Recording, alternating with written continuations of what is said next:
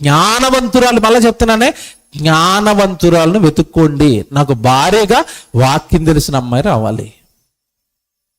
నాకు భార్యగా చక్కగా నా కుటుంబాన్ని అంతా దేవుళ్ళో నడిపించే బిడ్డ నాకు రావాలి.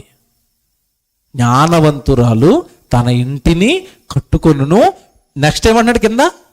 మూర్ఖురాలు, వాక్యం తెలియంది, దేవుడు అంటే ఎవరో ఎరగనిది, బైబిల్లో కట్టడంలో ఉన్నాయని, దేవుడు ఎలాగుండాలి, భర్తతో ఎలాగుండాలి, భార్యతో ఎలాగుండాలి, ఇవి ఏమి తెలియని మూర్ఖురాలు పెళ్లి చేసుకున్నాం అనుకోండి, కట్నం బాగా తెస్తుందండి. కట్నం సంవత్సరంలో కరిగిపోద్ది, తర్వాత కష్టాలు ప్రారంభమవుతాయి. ఎలాంటి కష్టాలంటే ఎవరితోనూ చెప్పుకోలేని కష్టాలు. అంతే కదండి. భార్య పెట్టే పోరు చెప్పుకోగలడు ఎవడైనా? ఒళ్ళు మనం ఏడ్చాడనుకో, ఏడా మగవాడు సిగ్గులేదు ఏడుతున్నాం అంటారు. మా ఆవిడ బాధ ఎత్తుందని ఎవరితో చెప్పుకుంటాడు చెప్పండి? ఆడపిల్ల అయితే దుఃఖం వస్తే ఏడ్చేస్తుందండి. వాన పడిపోయినట్టుగా దుఃఖం అంతా కింద పడిపోద్ది, ఆరిపోయింది. ఈ మగవాడి పరిస్థితి ఏంటి చెప్పండి?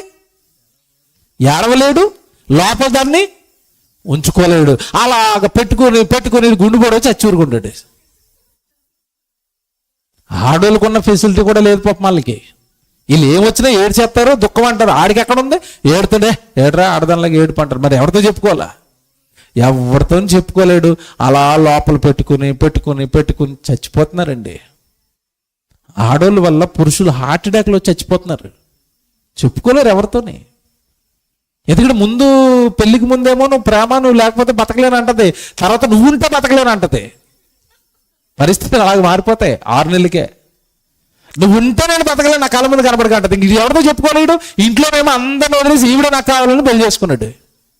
ఇప్పుడు వాళ్ళతో చెప్పలేడు ఈవిడ నన్ను తిడుతుందని. ఎరా ప్రేమ అన్నావు కదరా వాళ్ళు తిడతారు. మళ్ళీ మా ప్రేమ కంటే ఎక్కువైంది అన్నావు కదరా ఆ రోజు అంటారు వాళ్ళు. వాళ్ళ దగ్గర చెప్పుకోలేక, ఈవిడ భరించలేక చివరికి ఏదో చూసుకుంటాడు, ఏదో ట్రైనో లేదా ఫ్యానో, ఇంక ఇలాగ అయిపోయినాయండి కుటుంబాలు.